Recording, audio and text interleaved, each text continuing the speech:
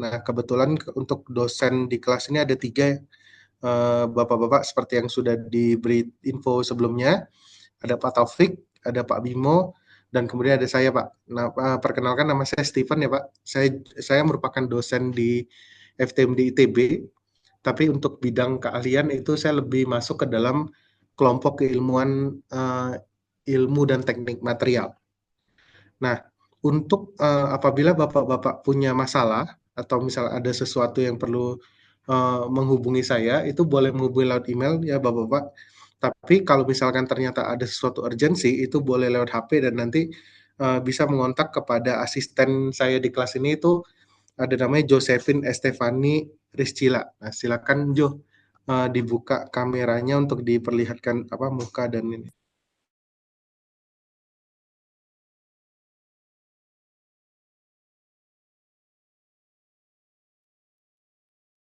Mohon izin Pak, belum direkam ya Pak ya? Oh iya, belum Pak.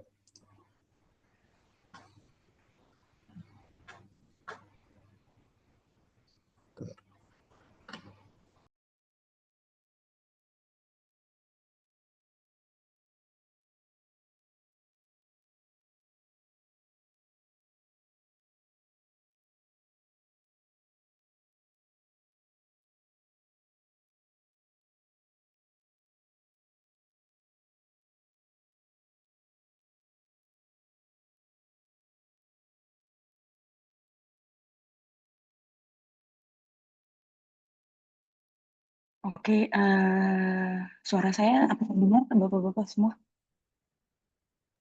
Terdengar Ibu. Dengar Bu. Oh iya. Dengar Bu. Dengar Bu. Selamat siang Bapak-bapak sekalian. Perkenalkan nama saya Josephine. Di sini saya sebagai asisten dari Pak Steven untuk mata kuliah metodologi pengujian. Salam kenal semua.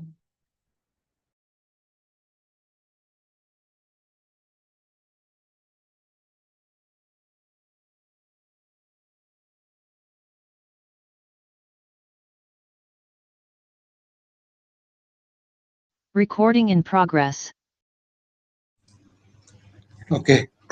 Bapak-bapak ini benar ya kuliahnya itu dari jam 4 sampai jam 17.30 benar ya Bapak-bapak? Biasanya seperti itu ya? Betul Pak.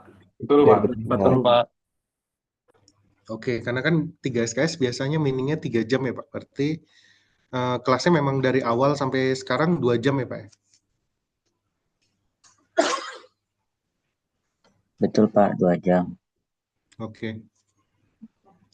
Baik, tidak masalah Bapak-bapak. Kemudian boleh di-share slide-nya.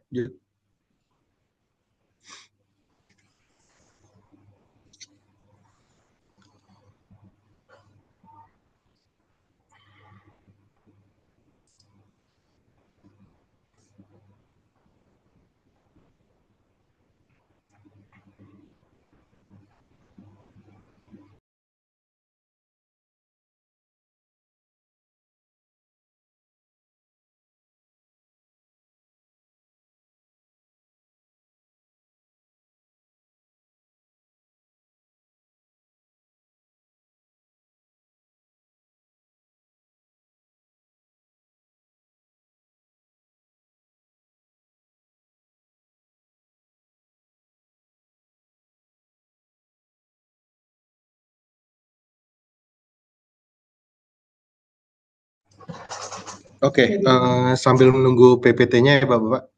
Jadi untuk kelas ini itu kita tidak ada ujian tertulis ya Bapak-bapak. Jadi kita sistem ujiannya tugas saja karena biar memudahkan juga Bapak-bapak untuk lebih memahami terkait dengan penulisan proposal penelitian. Kan lucu ya Pak kalau ditanya teorinya bagaimana cara membuat proposal penelitian, kan aneh ya Pak. Nah, baiknya langsung praktek langsung saja Pak terkait dengan pembuatan proposal penelitian. Nah, harapannya sebenarnya kenapa perlu diajarkan penulisan proposal penelitian? Sebenarnya paling dekatnya itu tujuannya adalah itu ingin membuat agar bapak-bapak itu terbiasa untuk menulis dalam standar akademik, Pak. Jadi ini juga akan membantu bapak-bapak di dalam menjalanin tesis nantinya. Di sini tetap ada tesis ya Pak untuk PLN, program PLN ya Pak? Ada, Ya, Pak. nah harapannya itu bisa membantu Bapak-bapak untuk terbiasa menulis dengan metode dan gaya akademis Pak. Makanya nanti di sini kita akan mencoba pelan-pelan untuk mempelajari bagaimana sih seharusnya menulis proposal penelitian yang baik dan benar. Oke, boleh next. Nah, kira-kira untuk agenda kuliahnya itu akan seperti ini, Pak.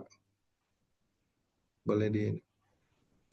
Nah, jadi pertemuan kita pertama hari ini itu kita akan belajar dulu terkait dengan pendahuluan ya, Pak. Pendahuluan terkait dengan proposal penelitian dan nanti kita akan ada sedikit diskusi. Jadi biar kelas ini nggak bosan, Pak. Jadi kita kayak mungkin materinya cuma sekedar 30 sampai 45 menit, nanti sisanya kita bawa kelas diskusi aja Pak, biar nggak terlalu boring.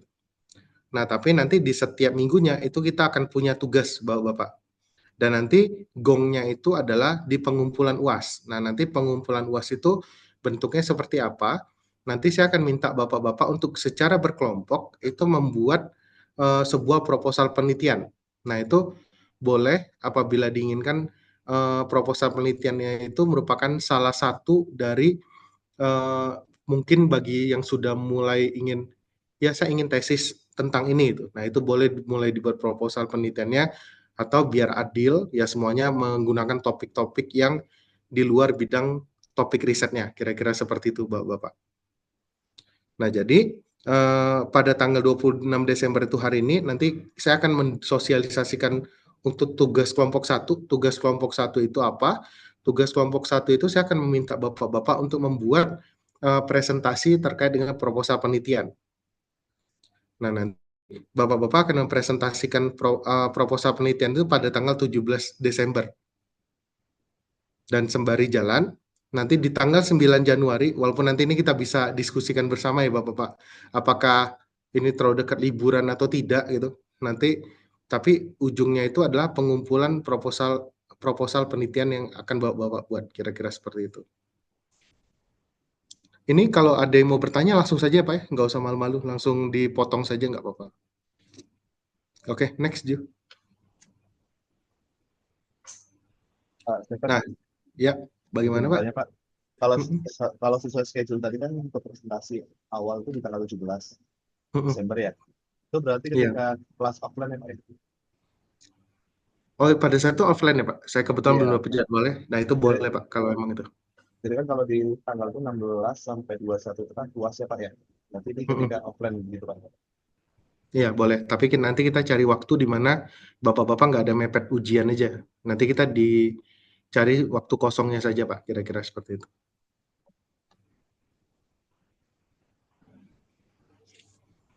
Oke. Ada lagi pertanyaan Bapak-bapak? Silakan.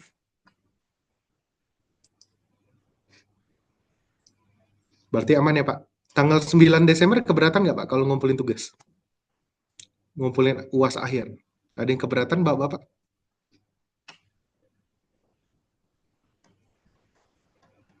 Ini 9 Januari kan ya Pak?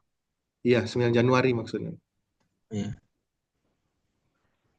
Berarti di tanggal 22 Desember 2025 itu kita tidak ada kelas ya Pak ya? Itu saya izinkan silakan mengontak asisten apabila butuh bantuan, tapi kalau tidak butuh tidak apa-apa. Nah, nanti di 9 Januari itu pengumpulan UAS-nya, kira-kira seperti itu. Oke, baik Bapak, bisa saya mulai materinya Pak ya? Oke, silakan. Nah, kita akan gimana Pak? Izin untuk yang tanggal 9 Januari tadi kan pengumpulan laporan ini ya, laporan Proposal penelitian. Itu kan tadi infonya kelompok Pak ya, berarti ini penelitiannya out dari yang rencana kita tesis ya Pak ya, karena kan kelompok gitu ya. Oh, tidak harus Pak. Jadi maksudnya kalau mau pakai topik tesis salah satu anggota boleh, tapi kalau mau adil ya jangan pakai topik semuanya Pak gitu. Karena kalau gitu, pakai topik salah seorang kan jadi enak yang salah orang itu Pak gitu. Tapi kalau ikhlas boleh gitu. Oke Pak, makasih Pak infonya. Oke. Baik. Kita mulai Pak materinya Pak ya. Nanti kita juga nanti akan ada diskusi di akhir kelas. Oke, pertama-tama saya akan mungkin sedikit sharing ya Pak. Saya nggak bisa bilang ini mengajarkan, tapi saya lebih ke sharing. Nah, jadi mungkin pertama-tama yang ingin saya sharing itu sebenarnya apa sih itu penelitian? Nah, penelitian itu sebenarnya adalah proses sistematis itu untuk menemukan pengetahuan baru dan memvalidasi pengetahuan yang ada, Pak. Nah, jadi untuk tujuan penelitian sendiri, kenapa banyak universitas itu melakukan penelitian, bahkan sebenarnya tidak hanya universitas ya Pak, tapi banyak juga industri yang melakukan penelitian itu tujuannya ada 3 Pak. Yang pertama itu adalah penemuan, ini biasanya banyak dilakukan oleh universitas dan institut. Lalu inovasi ini bisa dilakukan oleh keduanya atau universitas maupun industri, ataupun yang ketiga itu pemecahan masalah Pak atau problem solving. Nah, namun memang harus kita sadarin terkadang ketika kita melakukan suatu penelitian itu Pak, kita jangan berharap bahwa ketika kita melakukan satu penelitian itu pasti harus selesai di satu periode Pak. Jadi misal maksudnya satu periode itu seperti apa? Misalkan kalau di universitas ada satu mahasiswa TA Pak. Satu mahasiswa tugas akhir, tesis, ataupun disertasi. Nah, ketika mereka melakukan penelitian, kadang-kadang itu malah memunculkan masalah baru, Pak. Memunculkan masalah baru atau pertanyaan baru. Nah, pertanyaan baru itu nanti akan bisa menjadi kelanjutan lagi bagi mahasiswa berikutnya. Makanya ketika di dalam penelitian kita mengenal kata research, Pak, dan itu tuh artinya adalah kita tuh terus mencari, Pak. Jadi mencari jawaban yang kadang-kadang tidak pernah selesai. Makanya itu dasar kata dari research. Oke, next. Nah, untuk jenis penelitian sendiri, Pak, kita tuh mengenal 2 jenis. Jadi ada yang namanya penelitian dasar. Jadi penelitian dasar itu yang biasa, Pak, yang biasa dilakukan oleh universitas, terutama bagi teman-teman yang di MIPA. Nah, itu biasanya mereka itu melakukan penelitian tujuannya itu adalah untuk memberitahu atau mencari suatu pengetahuan murni yang kadang-kadang belum ada aplikasinya, Pak. Contohnya apa? Contohnya itu kalau misal dalam 20 tahun yang lalu ada beberapa ada beberapa jurusan yang mulai meneliti tentang nanomaterial. Nah, itu biasanya itu pada saat itu jangan-jangan aplikasinya belum ada. Tapi mereka teliti duluan dan akhirnya mungkin nanti pada saat ketika zaman itu berkembang, nah nanti baru bisa dipakai, Pak. Makanya itu yang dilakukan oleh penelitian dasar dan biasanya ini dilakukan oleh universitas. Makanya tujuan dari penelitian dasar ini itu adalah tujuannya adalah memahami suatu fenomena, Pak. Tapi ada juga tipe penelitian yang kedua yang kita kenal dengan namanya itu penelitian terapan. Nah, penelitian terapan itu apa, Pak? Penelitian terapan itu biasanya dilakukan bisa oleh institut atau bisa juga dilakukan oleh industri. Tujuannya apa? Tujuannya itu adalah memecahkan masalah yang spesifik. Jadi, kadang-kadang kan di industri juga banyak ya Pak, kadang-kadang kita menemukan masalah.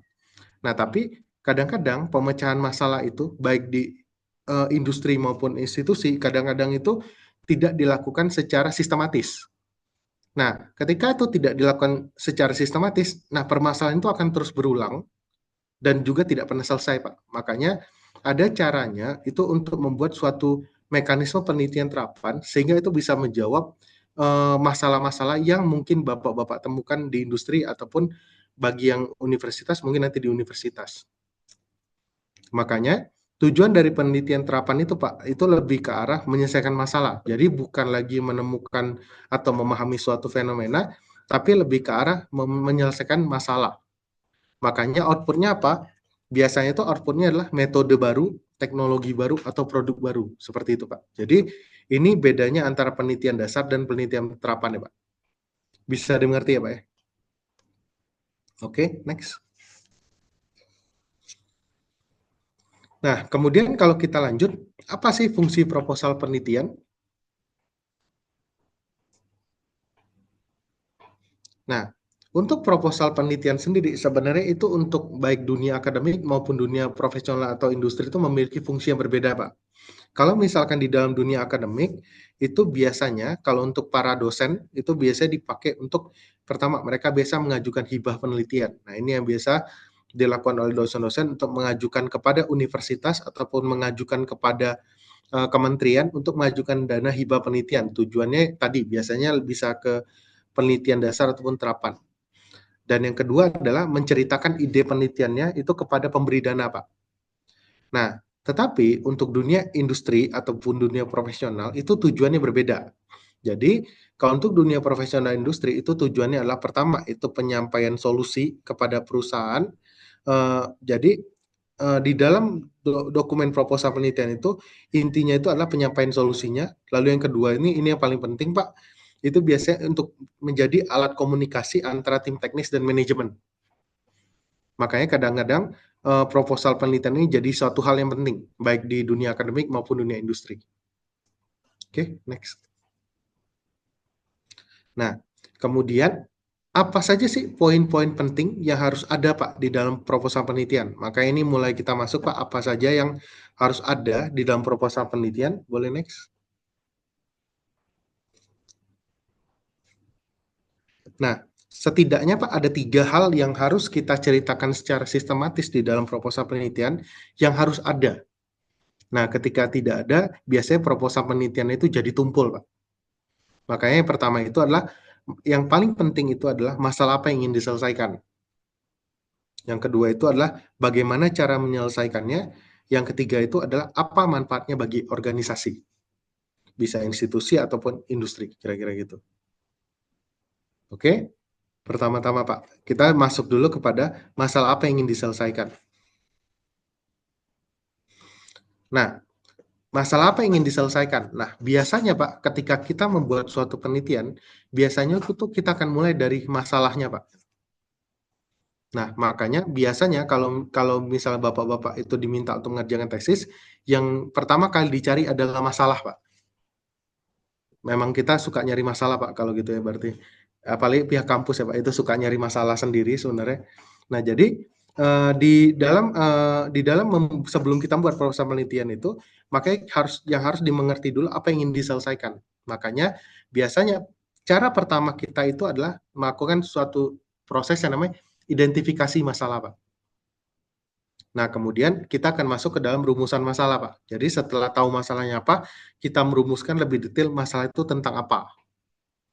Nah, cara membuat rumusan masalah itu pun, Pak, itu bisa menentukan Bapak-bapak bisa menyelesaikan masalah tersebut atau enggak. Nah, contohnya ada 2 ini, Pak.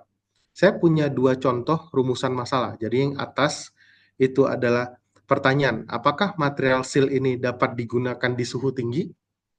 Dan yang kedua itu adalah bagaimana performa material seal jenis fluoropolimer dapat mempertahankan integritas mekanik dan kimiawi pada suhu di atas 200 derajat untuk separator gas industri. Nah, kalau menurut Bapak-bapak sendiri, kalau misalkan saya punya 2 rumusan masalah ini, mana yang rumusan masalahnya lebih baik, Pak?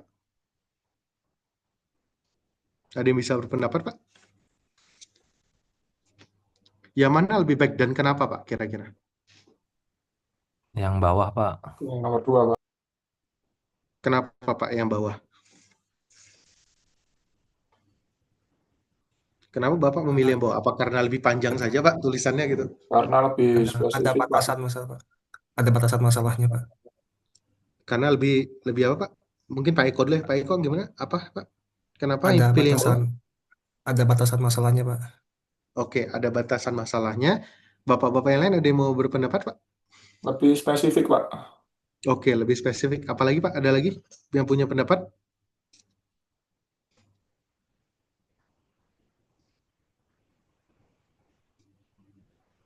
Ada lagi, Pak, yang mau berpendapat? Silakan.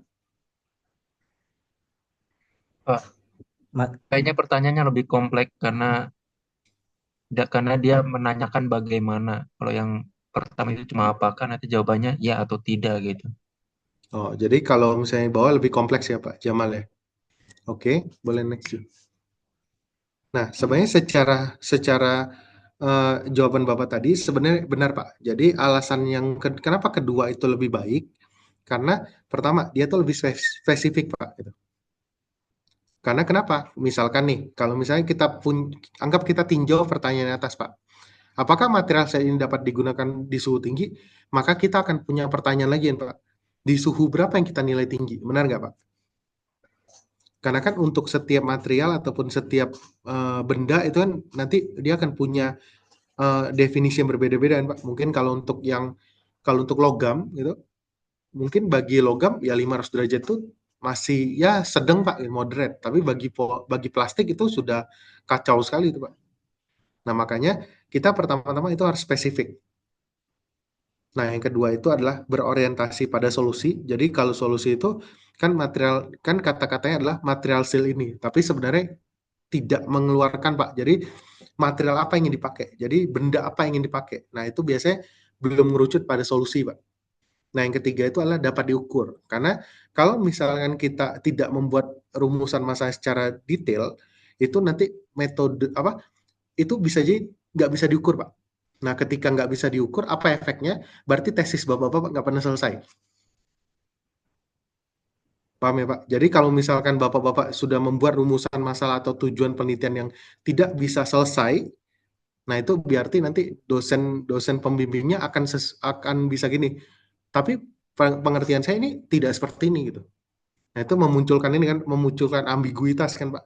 Nah itu yang kadang-kadang bisa selalu jadi masalah antara mahasiswa bimbingan dan dosen pembimbingnya Pak. Makanya ketika membuat rumusan masalah, berpeganglah pada dia harus spesifik, berorientasi pada solusi dan dapat diukur. Kira-kira seperti itu. Bisa dimengerti ya Pak terkait dengan yang masalah apa yang ingin diselesaikan Pak? Oke, clear ya Pak? Oke, next.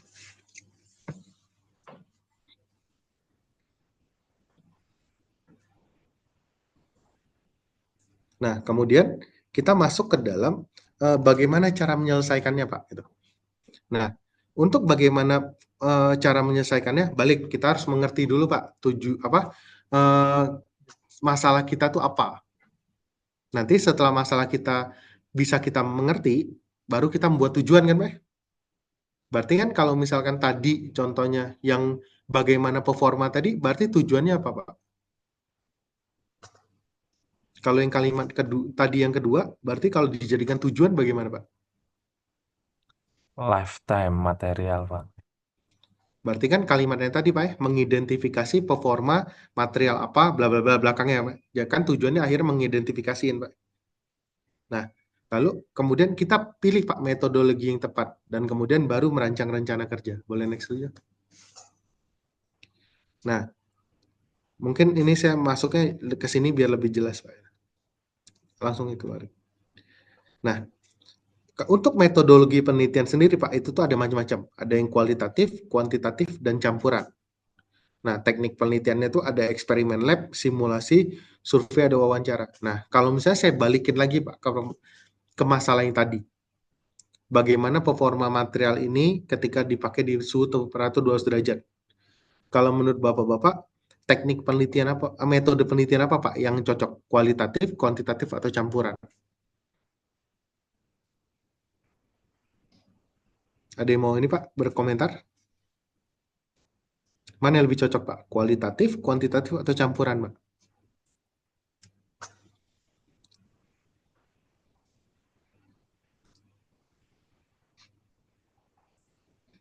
Pak Ferdi Pak, mungkin ada ini? Ada pendapat Pak? Mungkin campuran Pak ya, mungkin ya. Kenapa campuran Pak? Ya butuh kualitatif dan kuantitatif seperti itu. Oke, kalau kualitatifnya bagaimana Pak cara melaksanakannya? Ya itu yang saya bingung Pak. Oke, kalau Pak Jamal apa Pak pendapatnya Pak? Kalau pertanyaannya kayak tadi itu kira-kira Bapak akan mendekatinya dengan pakai apa Pak? Kualitatif, kuantitatif, atau campuran Pak? Kayaknya memang dua-duanya, kualitatif dan kuantitatif. Kuantitatif itu berkaitan dengan angka ya. Kualitatif itu apa namanya, non angka lah istilahnya. Bagus apa enggak gitu. Oke. Ya mungkin gitu Pak. Iya, oke, nggak apa-apa. Nah, jadi memang pendapatnya gini Pak. Jadi kualitatif itu biasanya adalah suatu metode penelitian di mana kita itu tidak bisa mendesain itu sebagai angka. Makanya jawabannya itu bisa variatif. Jadi kita nggak bisa membuat itu secara mutlak karena tiap orang punya pendapat yang berbeda-beda. Contohnya itu kalau misalnya saya bertanya gini, apakah Pak Ferdi itu baik? Nah, itu jawabannya bisa macam-macam, Pak. Kalau nggak tahu Pak, kalau istrinya jawabnya apa Pak gitu. Mungkin kalau teman-teman wah baik gitu, kalau istrinya apa nggak tahu Pak itu kayak gitu. Nah itu kan jadi rentangnya bisa sangat bervariatif ya Pak. Nah itu kita bilangnya kualitatif. Jadi kita kalau saya ingin mengukur kebaikan Pak Ferdi, itu caranya adalah saya bikin rubrik Pak. Saya bikin rubrik, oh 4 itu adalah ketika Pak Ferdi pertama, sering secara rutin beribadah. 2, sering membantu orang lain. 3 apa gitu. Nah, nanti ketika saya bikin rubrik, nanti saya sebar nih ke bapak-bapak.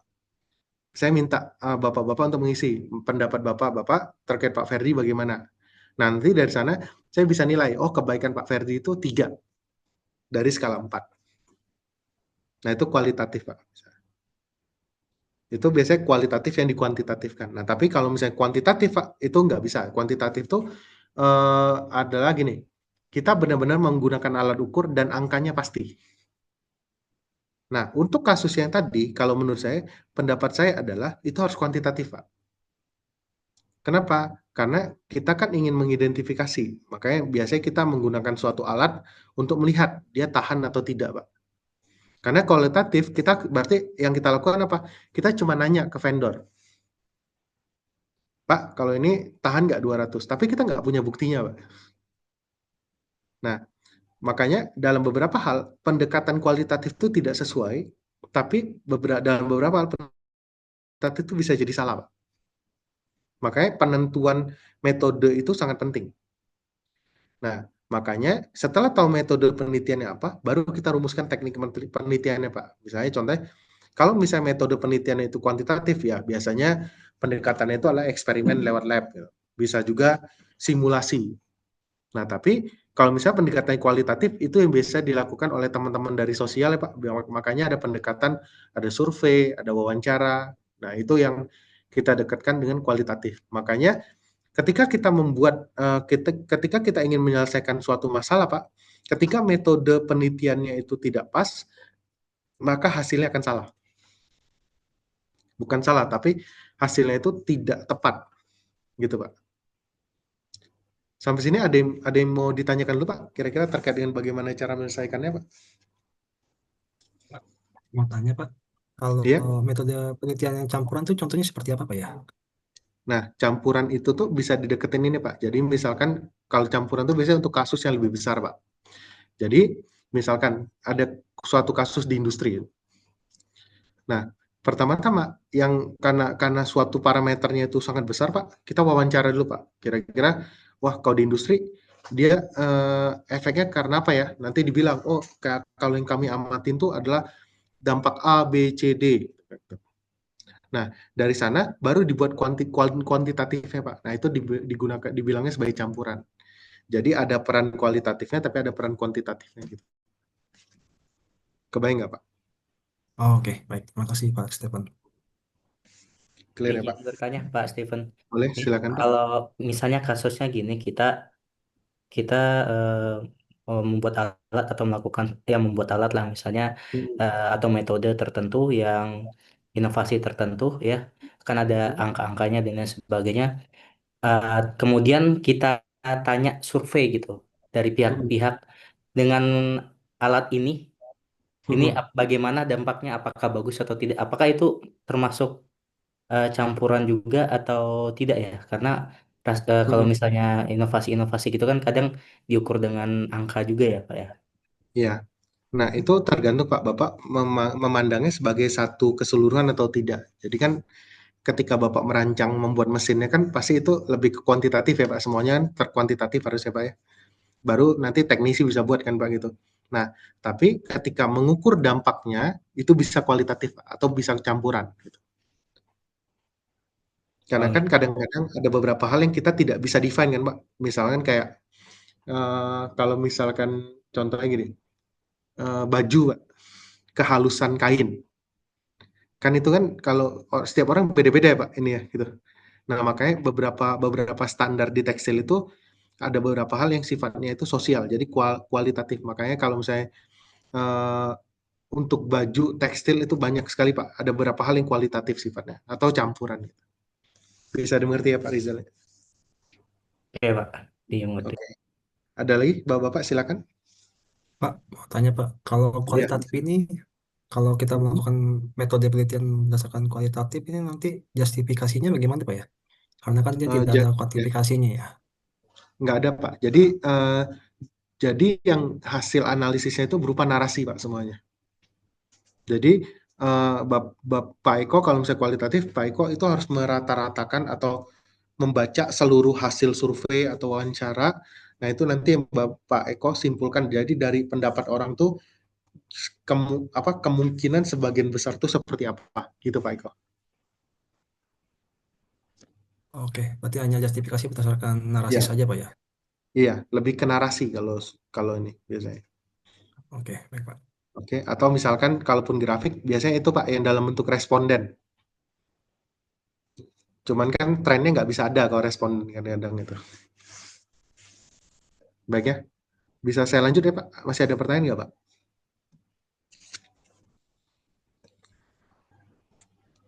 Aman ya Pak? Oke, kita lanjut. Next. Nah, yang terakhir tuh kalau di dalam proposal penelitian ini pasti yang selalu organisasi tuntut itu pasti yang mereka tanya itu adalah apa manfaatnya bagi organisasi Pak gitu. Oke, next.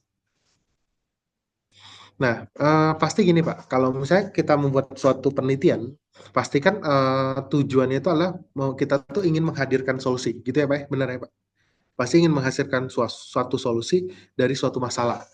Nah, tapi kadang-kadang solusi kita itu belum tentu nih Pak, belum tentu relevan dengan masalah inti. Itu banyak saya temuin ya Pak untuk mahasiswa-mahasiswa, terutama yang sarjana Pak, itu masih kadang-kadang nggak nyambung antara tujuan dan hasilnya apa gitu. Lalu kedua itu biasanya kadang-kadang solusi itu bisa ada tapi nggak bisa diterapkan. Yang ketiga itu adalah dampak nyatanya itu nggak ada. Yang keempat itu adalah biasanya itu hanya fokus pada jangka pendek Pak. Nah biasanya kan kalau misalnya bapak-bapak punya masalah di industri pasti maunya untuk jangka panjang dong Pak. Karena kalau jangka pendek biasanya nanti selesai harus nyari lagi. Nah makanya biasanya solusi itu akan diukur dalam bentuk yang seperti ini Pak. Nah, contohnya kayak gini, Pak. Next. Nah, misalkan, Pak, gitu. Ada suatu masalah di dalam pabrik itu adalah biaya listriknya tuh tinggi, Pak. Nah, lalu dibuatlah nih, Pak, ada solusi. Ya, ada 4 solusi, Pak, yang saya kumpulkan. Nah, solusi yang pertama itu adalah audit energi, solusi kedua itu adalah pemasangan sistem otomasi, yang ketiga itu adalah mengganti semua peralatan dingin menjadi mengganti seluruh peralatan menjadi yang hemat energi. Yang keempat itu adalah mengurangi jam operasional. Nah, mungkin ini saya ingin Bapak-Bapak berpendapat juga. Menurut Bapak-Bapak, apakah audit energi itu mencakup keempat yang solusi tadi Pak, relevan dengan masalah inti, tidak dapat diterapkan, ada dampak nyata dan harus hanya fokus pada jangka pendek Pak?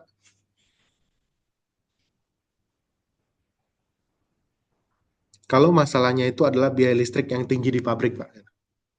Nah, audit energi itu memenuhi kriteria yang mana aja, Pak?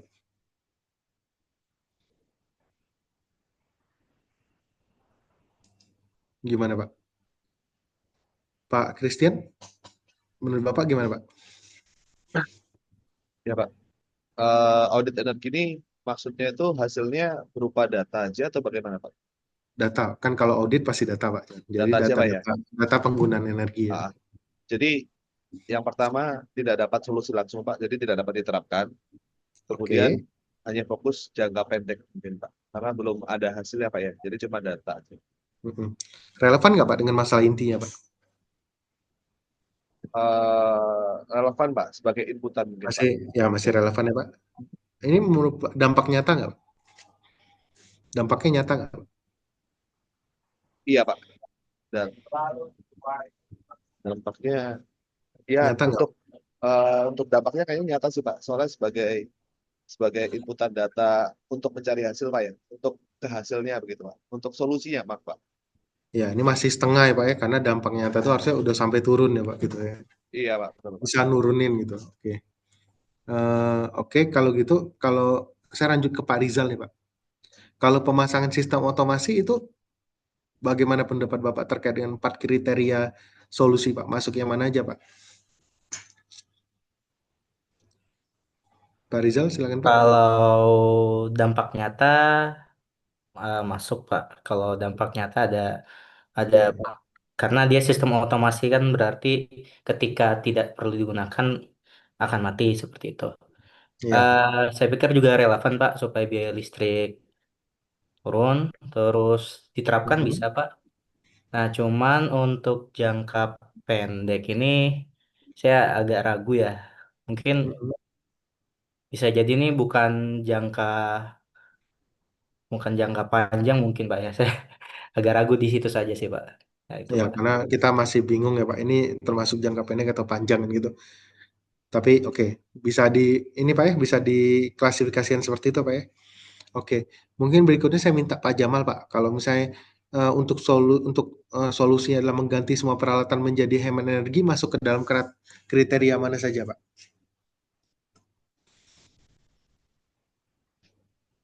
Selain Pak Jamal. Iya Pak, izin Pak. Untuk Mm-mm. yang mengganti semua peralatan dingin menjadi yang hemat energi. Ini salah satu opsi untuk menurunkan biaya listrik yang tinggi dari sisi eh, produksinya ya. Saya rasa sih relevan, Pak. Oke, relevan ya Pak ya. Bisa diterapkan nggak Pak? Bisa, cuma butuh dana besar juga nih buat investasinya. Iya, bisa jadi nggak bisa diterapin ya Pak, karena terlalu mahal ya Pak ya. Iya, betul, Pak. Oke, dampak nyata iya nggak Pak? Harusnya ada, karena kan langsung kerasa tuh dari Mm-mm. apa namanya, Langsung karena dia kerasa hemat pasti turun gitu energi, Pak ya. jadi karena dia hemat energi berarti produksinya itu secara biaya menurun gitu, karena hemat energi gitu. Mm.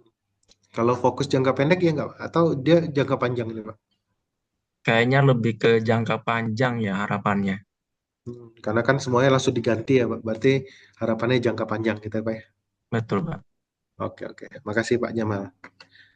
Pak Andre Pak, kalau solusi yang keempat gimana Pak? Yang mengurangi jam operasional.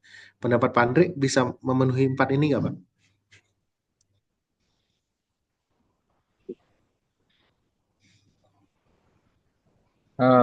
Tek-tek, Mm-mm. kalau menurut saya nggak nggak memenuhi 4 ini sih Pak, karena Oke. seharusnya Yang nggak memenuhi yang mana Pak? Yang mungkin dari satu sisi eh, ada kelebihannya Pak Stefan Mm-mm. izin, namun di sisi lain juga ada kekurangannya ya, karena Oke. jam operasional ini kan kalau menurut saya terkait dengan SDM ya, Mm-mm. apa namanya di manusianya. Bisa jadi dengan pengurangan jam operasional ini dari sisi SDM-nya apa namanya bisa berkurang ya, dan akan menambah profit atau sesuai dengan apa yang menjadi solusi di keempat item ini. Tapi di sisi lain mungkin ada dampak lain ya Pak ya menurut saya. Mungkin bisa jadi pengurangan manpower dan sebagainya. Menurut saya seperti itu Pak Stefan. Berarti bisa. Jadi nggak bisa diterapin ya Pak, karena apa? Karena manpower tadi ya Pak ya. Bisa kurang ya gitu. Betul Pak, menurut saya seperti itu Pak. Oke, oke. Gitu ya Pak. Nah, jadi kadang-kadang Pak solusi yang kita hadirkan itu apa? Bisa jadi tidak bisa memenuhi semua yang diinginkan Pak. Nah, tapi makanya kenapa kita butuh mencari berbagai solusi Pak? Karena itu tadi. Jadi kenapa di dalam universitas ataupun di dalam industri butuh ada yang namanya tim? Karena untuk mencari solusi ini Pak. Karena kadang-kadang kalau misal kita hanya langsung mikirin pakai solusi kita aja Pak, jangan solusi kita tuh nanti nggak relevan. Atau solusi kita bisa ada tapi nggak bisa diterapin Pak. Izin Makanya, berpendapat, boleh ya gimana Pak ngomong? Gimana Pak Aris? Izin Pak, mohon maaf kalau salah. Bukannya solusi yang nomor 2 yang dari pemasangan sampai bawah itu akan diperoleh jika audit energi sudah kita bisa laksanakan. Tadi saya berpikir seperti itu sih Pak. Jadi harusnya kan yang pertama kali ya kan biaya listrik tinggi di pabrik, kita laksanakan audit energi dulu. Dari hasil audit energi kita baru bisa menentukan apakah bisa dengan sistem otomasi ataupun mengganti peralatan. Mungkin nggak semua peralatan, sebagian peralatan, atau mengurangi jam operasional yang memang jam operasionalnya itu yang boros listrik begitu. Nah, itu semua didapatkan dari hasil audit energi gitu, Pak. Kalau pendapat saya seperti itu sih, Pak. Mohon izin. Nggak apa-apa, memang benar, Pak. Nah, makanya kan kadang-kadang kan kita melakukan bisa step ya, Pak. Nah, tapi kadang-kadang ada kondisi kita nggak bisa melakukan itu jadi step, Pak. Karena butuh cepat itu.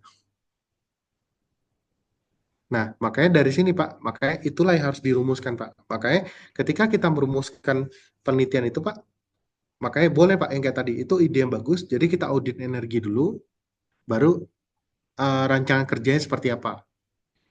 Nah, tapi ada keadaan di mana kita harus cepat. Nah, kalau cepat, apa yang harus kita ini? Makanya solusi itu Pak nanti akan sangat berbeda satu sama lain, bergantung pada situasi dan kondisi, Pak. Makanya, di dalam metode penelitian Bapak-Bapak itu, nah itu yang harus diceritakan di dalam secara lengkap di dalam latar belakang, Pak. Jadi contohnya gini Pak, misalkan yang kita kerjakan itu contohnya itu adalah failure analysis Pak. Kan kalau kita inginnya gini Pak ya, kalau failure analysis pelan-pelan tuh, ya kita tanyain dulu semuanya, wawancara, bla bla bla bla bla, baru nanti kita tentuin ya Pak. Tapi ketika ada failure analysis itu biasanya industri kayak misalnya failure analysis di pipa gas saja Pak, itu kita biasanya butuh cepat Pak. Telat kita nunda sehari aja, mereka tuh produksi udah kacau baru Pak. Nah, makanya kadang-kadang metode yang kami tawarkan itu nggak bisa tuh Pak lewat jalur yang tadi. Nah, makanya itu yang harus disesuaikan, kira-kira gitu Pak. Makanya solusi itu Pak akan tergantung pada kondisi dan situasi. Bisa dimengerti ya Pak? Kebayang nggak Pak? Makanya ketika menyusun ini, itu harus benar-benar dipandang secara keseluruhan by system. Ya Pak ya? Kebayang nggak Pak? Ada pertanyaan dulu nggak Pak sampai sini kira-kira?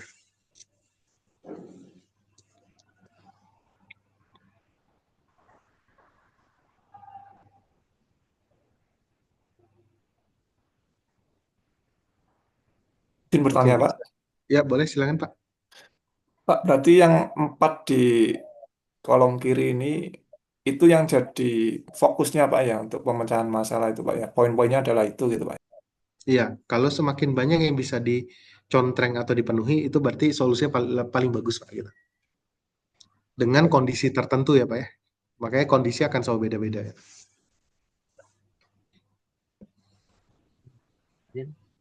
Pak Stefan. Pak, Ya. izin tanya Pak. Boleh Pak, silakan. Kalau yang dari 4 itu kalau cuma salah satunya itu nggak masalah ya Pak ya? Atau gimana Pak? Nah, maksudnya tuh cuma salah satu yang memenuhi atau 3 Pak yang memenuhi? Ya satu aja gitu Pak. Misalnya satu aja. 5-1 lah Nah, gitu. Kalau 2 kan lebih bagus ya Pak ya. Kalau 4 kan lebih bagus. Kalau satu aja gitu gimana Pak? Ya, sebenarnya gini Pak. Kalau satu itu boleh-boleh saja Pak.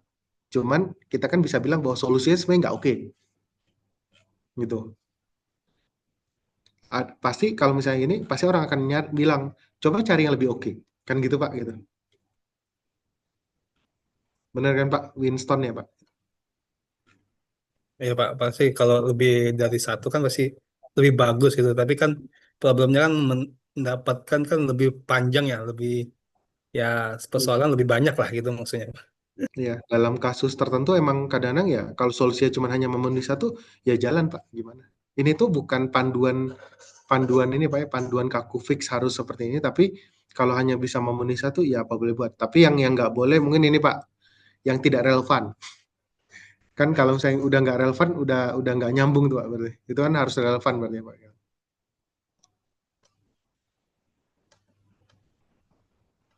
Nah, Oke, tapi Pak. biasanya kalau industri itu minimal 2 ya Pak. Berarti kan harus juga bisa diterapin ya Pak. Kan biasanya kalau industri nggak mau tuh Pak solusi nggak bisa diterapkan. Kalau kalau kami di science ya masih boleh Pak ya karena apa? Toh kan nggak dipakai siapa-siapa gitu. Tapi kalau di industri kan harusnya bisa diterapkan ya Pak gitu kayak gitu. Bisa diterapkan dan relevan gitu. Oke, baik Bapak-Bapak ada pertanyaan lain nggak? Silakan dulu kalau ada pertanyaan lain.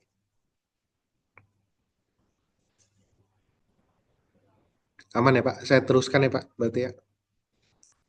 Oke, next.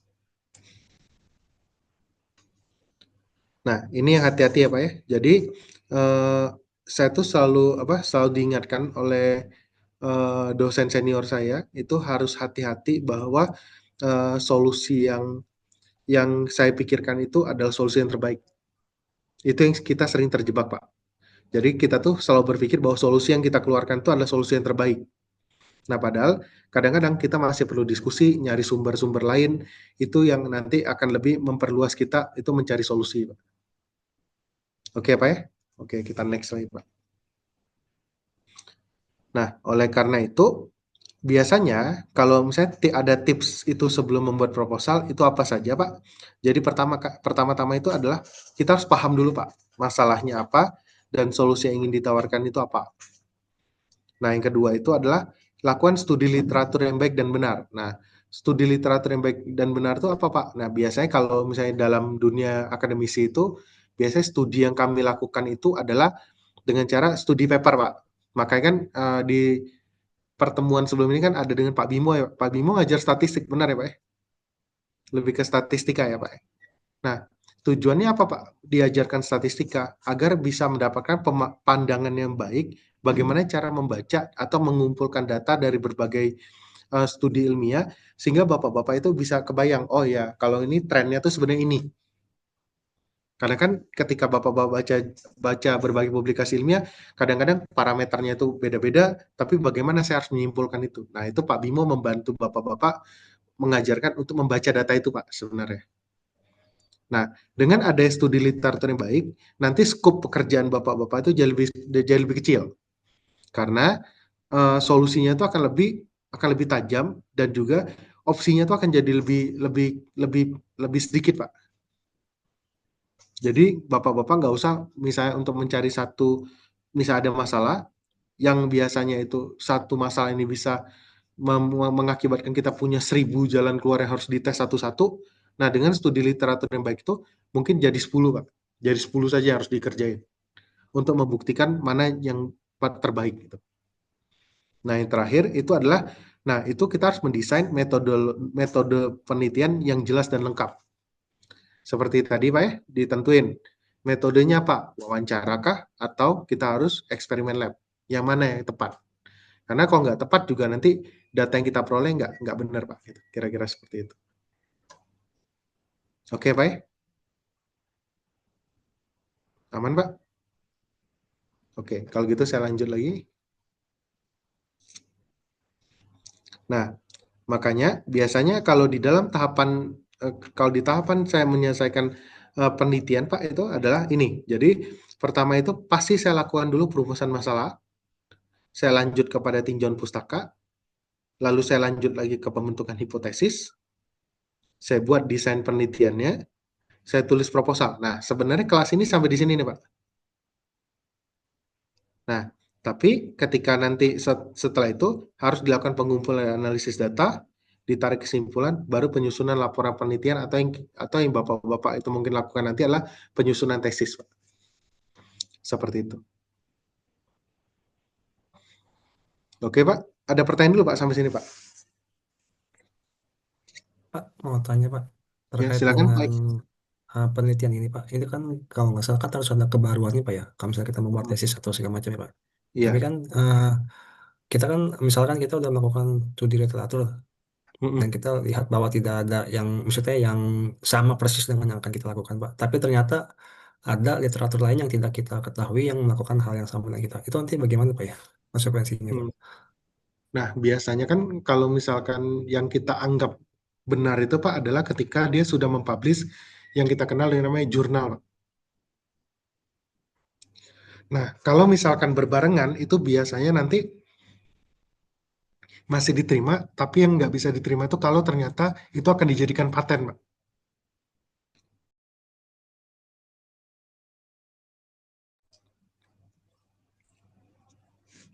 Nah, kalau misalnya di dalam tesis, Pak, biasanya berbeda sedikit aja cukup, Pak.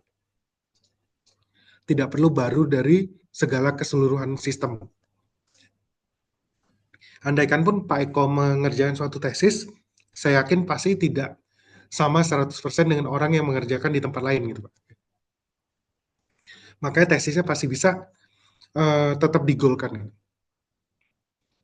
Nah, yang masalah itu apa, Pak?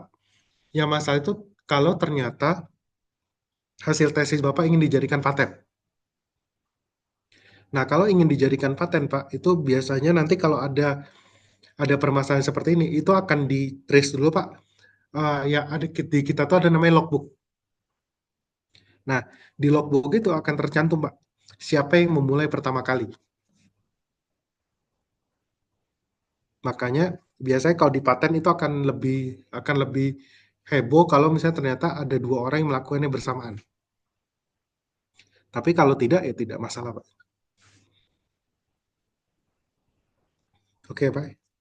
Ya, baik, makasih Pak. Ada pertanyaan lagi, Pak? Silakan. Pak Steven, izin tanya Pak. Ya, silakan, Pak. Terkait yang kebaruan tadi Pak. Misalnya sudah ada penelitian tentang optimasi suatu peralatan di pembangkit uap misalnya Pak ya. Tapi belum diterapkan di pembangkit diesel misalnya. Apakah itu bisa tetap dilakukan Pak? Meskipun sudah pernah dilakukan di pembangkit lain gitu Pak. Itu Misalnya dari kebaruannya gimana ya Pak ya? belum pernah diterapkan kan, Pak? Iya Pak, misalnya seperti itu Pak. Nah, Bapak mengerjakannya menerapkan itu, benar, Pak? Iya betul. Di Itu sistem kebaruan. di sistem pembangkit lain gitu Pak misalnya. Ya, itu kebaruan, Pak, termasuk. Karena kan sistem pembangkit lain itu belum tentu sama dengan sistem pembangkit yang dicoba di sana kan, Pak, itu. Yang di studi awal kan, Pak, itu. Nah, ketika itu berbeda, bagusnya nanti di-trace, Pak, perbedaannya apa. Nah, itu yang dibahas sebenarnya. Karena perbedaan itu bisa jadi parameter, Pak, sebenarnya. Oh ya Pak, kalau misalnya di jenis pembangkit yang sama, tetapi lokasinya berbeda Pak, hanya lokasi berbeda itu bisa dianggap kebaruan juga nggak Pak? Nah, kalau lokasinya sama dan semuanya sama tidak ada detailnya, Pak, nah itu memang agak berat, Pak, biasanya.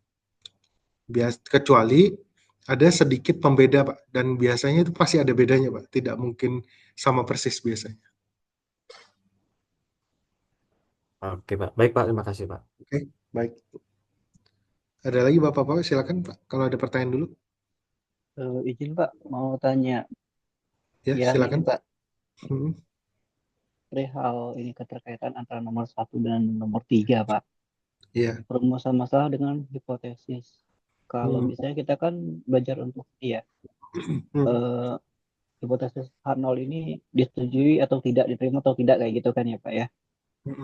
Nah, apakah nomor 3 ini harus sama dengan nomor 1 atau boleh berlawanan, Pak? Ada contohnya nggak, Pak? Maksudnya gimana, Pak, contohnya? Semisal perumusan masalah kita tentang AC ini dingin, misalkan. Hipotesisnya adalah H0-nya AC-nya dingin, H1-nya AC tidak dingin. Nah, jadi kan H0 ini harus sama dengan nomor 1, atau boleh kita langsung hipotesisnya itu AC-nya tidak dingin, langsung pilih ke H1-nya. Gitu. Nah, sebenarnya kalau ditanya mana perumusan masalah dan data, mana yang lebih penting, itu data, Pak. Karena data itu kan fakta ya, Pak. Nah, kalau perumusan masalah dan pembentukan hipotesis berbeda itu, kadang-kadang tuh itu terjadi, Pak. Dan itu sebenarnya masalahnya itu adalah di nomor 2-nya, Pak. Jadi tinjauan pustakanya itu tidak dilakukan dengan baik biasanya, Pak. Makanya kan jarak dari 1 ke 3 ini ada 2. Nah, 2 ini, Pak, yang nggak boleh kita lakukan secara sembarangan. Karena kalau ininya sembarangan, memang bisa terjadi seperti tadi, Pak. Baik Pak, berarti kesimpulannya 1 dan 3 harusnya inline ya Pak ya, sama ya Pak ya? Harusnya inline, Pak. Karena memang biasanya kan untuk orang untuk praktisi apalagi Pak ya, itu biasanya mereka sudah bisa memetakan Pak. Nah, cuman memang diperkayanya itu harus adalah dengan poin nomor 2 ini. Baik Pak, terima kasih Pak. Oke. Silakan Bapak ada pertanyaan? Izin Pak, ini bertanya. Iya, Tadi silakan Pak. maaf Pak, pertama-tama saya nggak bisa aktifkan kamera karena jaringannya kurang Oh ya, nggak apa-apa. bagus Pak. Lagi di hutan soalnya. Terus saya mungkin melanjutkan pertanyaan yang sebelumnya tadi Pak terkait pembentukan hipotesis ya Pak. Ini kan sebenarnya ada standarnya nggak sih Pak ya? Hipotesis itu seperti apa gitu kan? Sebelumnya tuh pernah diajarkan Pak Taufik ya bahwa hipotesis itu intinya adalah dia bisa diukur gitu, terukur gitu, dan apa sifatnya seperti puisi dogma kalau nggak salah ya Pak ya. Jadi setengah seperti dogma gitu. Nah, kan itu kayak terlalu luas ya Pak ya. Maksudnya ada nggak cara yang tepat untuk membentuk hipotesis yang baik yang mengarah ke perumusan masalah gitu. Karena sebelumnya kan juga sempat belajar sama Pak Bimo ya terkait hypothesis testing gitu ya Pak ya. Iya. Statistik gitu ya. Biasanya ada di Pak Bimo itu dia mulai dengan negasi dari suatu topik gitu. Jadi anggaplah kemarin itu sempat ada contoh nih. Rata-rata kematian di suatu kota itu di umur 70 tahun gitu. Di umur 70 tahun. Jadi kita ingin meneliti rata-rata kematian di suatu kota itu di umur 70 tahun. Ada data sebelumnya gitu. Data sebelumnya itu rata-rata kematiannya itu adalah 75 tahun. 75 tahun. Hipotesis awal yang muncul bahwa tidak ada perubahan gitu. Tidak ada perubahan rata-rata kematian dari data sebelumnya gitu. Artinya sebenarnya data kematian itu per tahunnya rata-rata itu 75 tahun. Usia orang itu 75 tahun. Jadi dia mulai dari negasi dari rumusan masalahnya itu.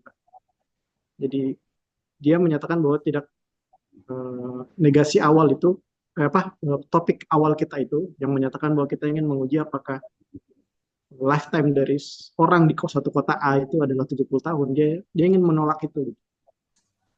Kalau bahasa sebenarnya kan kita menolak H0 kita menerima H0 gitu ya Pak. Gagal menolak H0 kita menolak alternatif yang lain gitu. Nah, itu seperti apa? Ya. Nah, jadi memang perumusan masalah itu kan gini Pak. Jadi ini yang harus di-define Pak sebenarnya lebih dalam. Nah, jadi ketika contohnya kayak tadi Pak gitu, kita menegasikan suatu rata-rata Pak. Misalnya menegasikan suatu kasus. Nah, itu kan pasti sebenarnya ketika kita menegasikan suatu kasus, itu sebenarnya pasti sudah pernah ada studi-studi sebelumnya, kenapa kita harus melakukan itu? Benar nggak Pak Laude? Ya, dari contoh-contoh yang Pak Bimo kasih sih ada historical data sebelumnya gitu. Iya, nah sama Pak. Jadi perumusan masalah itu sebenarnya adalah secara tidak langsung itu tuh kita meragukan sebenarnya secara tidak langsung itu tuh kita meragukan sesuatu yang tidak punya masalah. Benar nggak Pak Laude kalau dari sana? Ya, betul Pak. Nah, kemudian ketika kita sudah mendapatkan perumusan masalah itu, nah kita baru kan Pak mencari tinjauan pustaka tadi untuk membuktikan sebenarnya benar nggak sih yang kita duga ini gitu. Nah, ketika kita menduga itu, makanya kan kita harus menggunakan berbagai pendekatan. Makanya kan kita mencari informasi kanan, informasi kiri, dan akhirnya baru kita lakukan statistik. Benar nggak sih ini sesuai dengan yang kita pikirkan, dan nanti baru ngeluarin hipotesis. Nah, harusnya hipotesis itu disusun berdasarkan tinjauan pustaka tadi, Pak. Nah, kalau misalnya ditanya perumusan masalah, kemudian apakah hipotesis saya ini benar, makanya tinjauan pustakanya tergantung dari tinjauan pustakanya Pak. Gitu. Itu tuh sebenarnya kasusnya sama kayak ini Pak. Jadi apakah semua angsa itu berbulu putih? Nah ternyata di dalam suatu negara ada yang angsanya hitam Pak. Nah itu apakah kita harus menyimpulkan bahwa oh ya bahwa kita harus mengeluarkan kalimat adalah tidak seluruh angsa itu warnanya putih. Nah, itu pendekatan itu makanya studi pustaka dilakukanlah pemetaan dari negara mana secara statistik. Oh, ternyata memang terbukti. Nanti ternyata dari studi itu baru ketahuan, Pak. Oh, ternyata saya berbulu hitam itu kalau dikondisikan seperti apa, kayak gitu. Kebayang nggak, Pak Laude? Berarti tidak ada masalah ya Pak kalau kita membuat hipotesis yang negasi dari topik yang kita bahas itu Pak. Kita bahkan ingin membuktikan itu salah gitu, bukan membuktikan itu benar. Hipotesis itu sebenarnya bukan ini. Hipotesis itu sebenarnya bukan menjadi negasi dari rumusan masalah kita, Pak, sebenarnya. Jadi hipotesis itu adalah lebih ke arah gini. Kan kita punya masalah nih, Pak, gitu. Kita punya masalah. Nah, hipotesis itu adalah dari mungkin meaning negatif ya, Pak. Jadi gini, negatif itu tidak selalu berlawanan, Pak. Jadi kadang-kadang memang yang kita cari kan emang negatif dari itu, Pak, gitu. Nah, jadi memang meaning-nya itu adalah hipotesis itu yang terpenting adalah dia menjelaskan dari rumusan masalah kita tuh akan terbukti atau enggak. Jadi kalau ternyata hipotesis kita itu tidak terbukti, sebenarnya yang kita ada hal-hal yang kita tidak tahu dan ada studi pustaka kita tuh belum cukup gitu, Pak. Kira-kira seperti itu, Pak Laude. Jadi harus selalu sejalan dengan rumusan masalah kita gitu, Pak. Sebenarnya lebih menjelaskan, Pak. Hipotesis itu harus menjelaskan rumusan masalah kita itu by tinjauan pustaka. Oh, oke. Berdasarkan tinjauan pustaka gitu, Pak. Iya, penjelasan by tinjauan pustaka. Nah, kalau ternyata nanti hasilnya ternyata tidak sesuai dengan tinjauan pustaka, itu kan nanti yang waktu di penarikan kesimpulan kan, Pak? Nah, nanti kesimpulan Bapak itu akan menjadi hipotesis baru bagi peneliti lainnya, kayak gitu, Pak. Oh, oke, baik, Pak. Terima kasih, Pak. Oke, sama-sama, Pak. Ada lagi Bapak, silakan.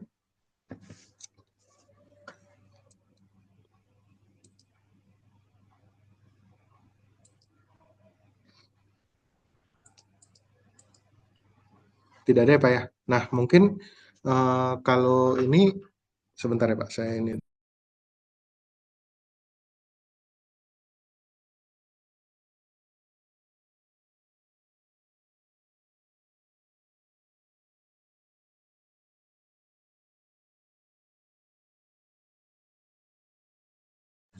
Oke, baik Pak. Nah, sekarang kita masuk ke dalam tugas saja Pak ya, tugas diskusi biar tapi tidak perlu dikumpulkan hari ini juga sih Pak. Jadi saya mengerti mungkin ini masih ada yang di perjalanan. Jadi kayak mungkin kita akan tentukan sendiri nanti waktunya kapan untuk dikumpulkan. Nah, berikutnya saya lemparkan kepada ini ya Pak Josephine untuk menjelaskan diskusi ini dan nanti ada penjelasan terkait dengan diskusi 1 dan 2. Baik, terima kasih Pak. Baik, terima kasih Pak Stefan. Jadi selamat sore Bapak-Bapak semua. Untuk diskusi 1 dan 2 kita buat jadi tugas di rumah. Nah, jadi di diskusi pertama ini boleh ya Kak. Oke. Nah, di diskusi pertama ini pertanyaan diskusinya di mana kita akan membahas mengenai studi kasus. Di sini ada studi kasus di mana ada sebuah pabrik tekstil besar yang akan mengoperasikan beberapa kompresor selama 24/7 atau setiap hari gitu ya, di mana tagihan listriknya itu sangat tinggi sehingga menjadi penyumbang biaya operasional terbesar. Nah, di sini kita analisis nih bagaimana apa masalah yang terjadi dalam kasus tersebut, di mana nanti Bapak-bapak sekalian bisa merumuskan masalah, kemudian akan disambungkan ke dampak negatif yang terjadi gitu. Kemudian akan bersambung lagi pertanyaan penelitian apa yang bisa Bapak-bapak munculkan gitu dari kasus tersebut, dan Bapak-bapak di situ juga bisa menentukan batasan masalah yang bisa ditetapkan di kasus tersebut. Nah, berikutnya nanti outputnya dari dari rumusan dan sampai batasan masalah tersebut, Bapak-Bapak dapat merumuskan metodologi untuk penyelesaian kasus tersebut sehingga terdapat rancangan metode penyelesaian dan juga analisis data dan terakhir menghasilkan solusi yang dapat bermanfaat bagi organisasi dalam studi kasus tersebut. Nah, nanti untuk diskusi satu ini Bapak-Bapak bisa kerjakan perorangan dan bisa dikumpulkan dalam dokumen. Nanti mungkin saya akan berikan dokumen link pengumpulannya. Untuk pengumpulannya bisa dikumpulkan di hari Jumat 23.59. Nanti saya buatkan lagi broadcast-annya di dalam grup ya Bapak-Bapak semua. Nah, berikutnya tugas yang kedua. Bu, izin tanya. Iya boleh Pak. Silakan, Pak. Nyala. Bu, mau tanya yang terkait dengan pengumpulan data berarti data prim sama data sekunder yang diminta ya? Apa mohon maaf Pak, boleh diulang? Yang terkait rancangan pengumpulan data ini terkait data primer dan data sekunder yang dimaksud ya? Atau seperti apa, Bu?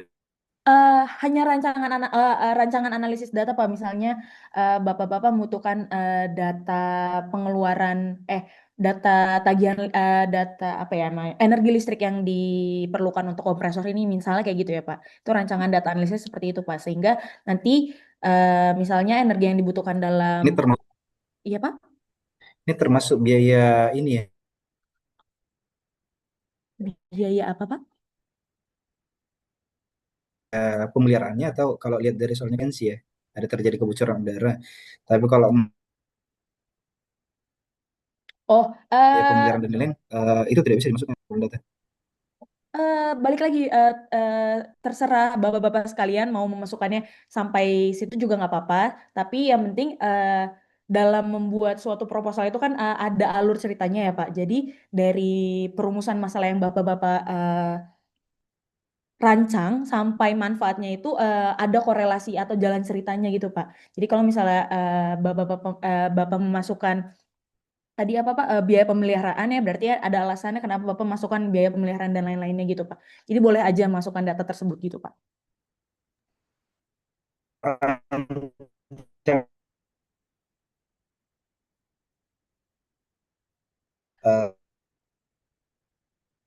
Iya Pak, maaf Seperti Pak. apa ya, Bu ya?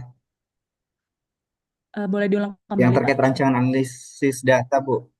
Oh oke. Rancangan analisis data. Apakah berupa aplikasi atau seperti apa, Bu ya? Nggak perlu berupa aplikasi dan yang lain-lainnya Pak, cuman rancangan singkat, rancangan simple aja, sederhana untuk rancangan analisis datanya misalnya Bapak-bapak membuat datanya misalnya data yang diperlukan terkait energi atau konsumsi listriknya, tekanannya, flow udaranya, sehingga rancangan analisisnya itu bisa dianalisis untuk perhitungan efisiensi dari listriknya. Nah itu boleh Pak, kayak gitu aja. Jadi Bapak-Bapak nggak perlu harus mencontohkan kayak data angkanya sehingga dihitung analisis data angkanya, tapi bisa disampaikan dalam bentuk narasi atau rancangan singkat aja Pak, sederhana gitu.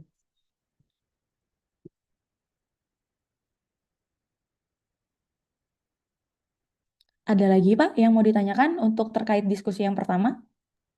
Mbak. Iya Pak, silahkan. Jadi konfirmasi aja Mbak, jadi semua tugas ini yang poin 1, 2, 3 semuanya berupa narasi aja Mbak ya, bukan eksak data ya. Iya Pak, betul. Berupa narasi aja. Jadi ini untuk mengaplikasikan tadi materi tadi kan kita sudah membahas mengenai bagaimana kita merumuskan masalah untuk sebuah permasalahan atau permasalahan untuk membuat proposal penelitian Pak. Jadi ini contoh kasus yang kita bisa aplikasikan dari materi tadi gitu Pak.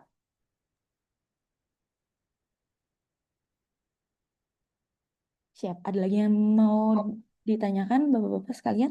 Izin Bu Jo, Iya Pak. Silakan. yang untuk solusi yang ditawarkan ini opsi berarti ya? Iya Pak, bisa tapi di paling Maksudnya bawah kan empat ini kan bagi kita proposal ya. Proposal kan berarti belum sampai ke kesimpulan gitu. Maksudnya belum sampai ke solusi akhir gitu, tapi solusi yang dimaksud di sini tuh solusi awal sebagai opsi gitu ya. Apa gimana ya? Iya betul Pak. Jadi kayak solusi awal seperti setelah Bapak-bapak setelah Bapak merumuskan masalahnya, bisa dilihat gitu kan Pak solusi nanti solusi apa tadi solusi yang bisa ditawarkan gitu Pak. Walaupun belum mendapatkan kesimpulannya, jadi kayak bisa diproyeksikan, oh dari pemecahan masalah ini solusi yang bisa kita berikan itu kemungkinan A, B, C gitu. Mungkin gitu aja, Pak. Oh, berarti banyak ya, maksudnya opsi gitu ya, opsi A, Ya, B, C bisa. gitu ya. Ya, Ya, betul, ya, Pak. ya. Makasih Bu Jo. Ya, Pak. Ada lagi, Bapak-bapak? Bu, mau tanya ini solusinya maksudnya hanya berupa narasi saja atau kita melakukan diagram alir jika ini yes, apa opsinya ini jika no, kita berikut ke opsi lainnya seperti diagram alir seperti itu atau bagaimana ya? Berupa narasi aja, Pak. Gitu. Oke, baik. Siap. Bu, mau nanya Bu. Ya, Pak, silakan. Tadi kan untuk yang solusi itu kan makanya opsi ya Bu. Apa bukan satu solusi yang kita ini ya, kita tawarkan jadi satu solusi dengan beberapa kelebihan-kelebihannya agar si solusi kita itu menang atau disetujui gitu Bu. Apa bukan begitu Bu? Maksudnya gimana, Pak, dari solusi? Jadi misalnya dari permasalahan ini kita punya banyak solusi, tapi kita mengedepankan solusi A misalnya, karena solusi A itu banyak beberapa benefit-benefitnya dari berbagai aspek gitu Bu. Dan kita tuh nggak maju di satu solusi ini aja gitu Bu maksudnya. Oh, mungkin dari solusi yang nanti ditawarkan ya Pak, bisa bisa dilihat dari rancangan metodologi yang Bapak sampaikan gitu. Dari metodologi yang disampaikan, apakah sesuai dengan solusi yang ditawarkan juga Pak. Jadi semuanya relevan gitu Pak, dari rumusan ini dan juga solusi yang ditawarkan gitu. Di dalam perjanjian berarti ini adalah komitmen kita. Jadi waktu Baik Bu, kesempatannya terima kasih Bu. Siap, sama-sama Pak. mendekati atau suka masuk yang kritikal, kita akan jamin nilainya tidak akan sampai jumlah itu. Kalau memang dia lebih tinggi tadi itu berarti kita anggap unit ini ada masalah. Oke, Bapak-bapak sekalian, mungkin saya cukupkan dulu untuk yang diskusi satu. Mbak, tanya Mbak, ini Ya, boleh. boleh diketik kan ya? Iya Pak, boleh diketik Pak. Nggak tulis tangan kan ya? Boleh, boleh. Ini dalam bentuk dokumen Word aja, nanti boleh di PDF kan, nanti saya kirimkan link buat pengumpulannya, begitu Pak di grup. Siap, siap. Siap. Mungkin Bapak-bapak sekalian saya tutup untuk yang diskusi yang pertama. Nanti jika ada pertanyaan lebih lanjut, boleh ditanyakan di grup atau mungkin bisa direct message ke saya atau japri ke saya ya Pak di WhatsApp, karena tadi saya juga udah ada di WhatsApp. Saya lanjut ke diskusi yang kedua ya Pak. Ini dia. Jadi diskusi kedua ini nanti akan dibuatkan kelompok yang beranggotakan 4 orang, di mana di kelas ini ada 48 orang ya Pak seharusnya kalau misalnya yang terdaftar. Nanti saya akan buatkan kelompok yang beranggotakan 4 orang, berarti ada 12 kelompok. Di mana nanti setiap kelompok akan membuat PowerPoint terkait topik penelitian yang disepakati kelompok. Nah, ini untuk rancangan proposal ya Pak. Nah, di sini pengumpulannya kita ganti ya Pak. Tadi karena presentasinya tanggal 17, jadi pengumpulannya ini nanti tanggal 16 aja. Di tanggal 16 Desember pukul 23.59 ya Pak. Kemudian di dalam tugasnya ini, di dalam proposalnya ini apa saja yang harus ada gitu. Yang pertama adalah rumusan masalah penelitiannya, yang kedua tujuan penelitiannya, yang ketiga adalah solusi yang ditawarkan. Nah, nanti pengumpulannya ada di sini dan juga link pengumpulan juga sudah ada. Mungkin nanti tanggalnya aja yang saya revisi kembali, gitu Pak. Kira-kira dari sini ada yang mau ditanyakan, Pak? Mbak, ini Mbak, yang Ya, tugas kelompok, yang tugas kelompok ini 4 orang tulis sendiri apa dipilih dari Mbak Josephine? Oh iya Pak, nanti kelompoknya akan saya bagikan dan saya kirim di grup ya Pak, sekalian revisi dari tadi link pengumpulan untuk yang tugas 1 juga. Ini sama yang tadi tugas UAS beda lagi berarti ya? Iya Pak, beda. Yang tugas 1 tadi dikumpulkan Jumat ini, yang tugas 2 masih tanggal 17 ya. Yang diskusi 2 ini ini beda lagi dengan yang UAS. Oh iya Pak, beda Pak. Tugas akhir beda lagi ya? Iya Pak, yang diskusi 2 ini sama dengan tugas 1 kelompok Pak. Oke. Ya, jadi nanti ini tugas 1 kelompok, baru nanti setelah ini ada UAS yang mungkin akan relevan dengan tugas ini juga Pak, per kelompoknya gitu. Baik, ada lagi Bapak-Bapak yang ingin ditanyakan? Mbak Jo, Iya Pak, silakan. ini ada format contoh nggak ya? Maksudnya step-stepnya kayak gimana gitu. Biar nanti kita ngikutin itu gitu. Ada nggak ya? Oke Pak, nanti untuk format step-stepnya atau format dokumennya nanti akan saya kirimkan juga deh. Baik, makasih. Siap. Mbak Bu Jo. Iya Pak, Mbak aja nggak apa-apa. Iya, Mbak. Untuk yang diskusi 1 tadi Jumat ini ya? Jumat ini atau gimana tuh? Iya Pak, Jumat ini, karena perorangan ya Pak. Tanggal 28 gitu maksudnya. Jumat ini tanggal, iya betul Pak, 28.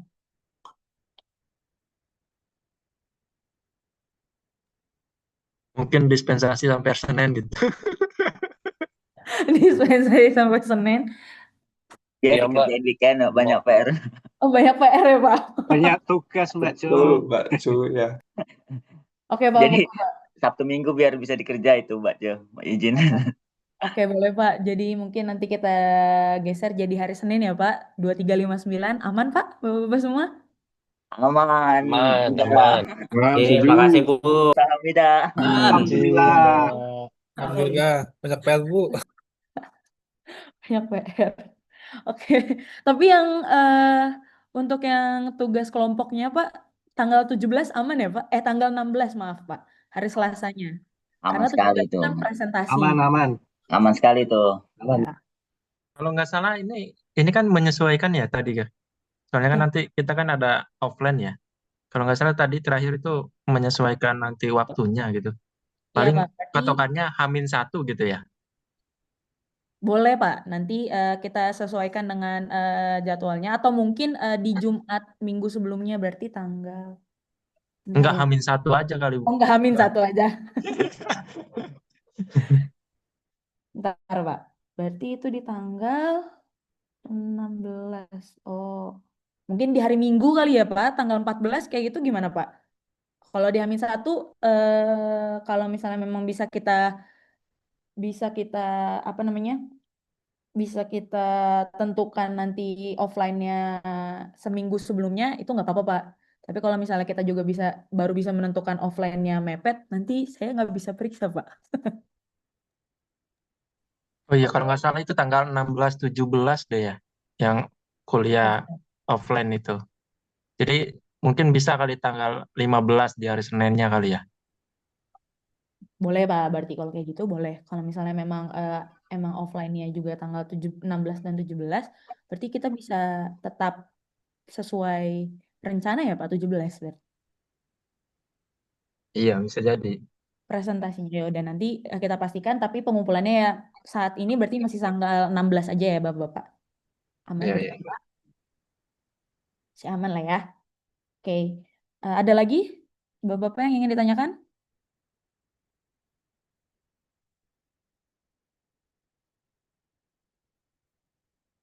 Oke, mungkin cukup dulu Pak untuk tugas-tugasnya dari saya.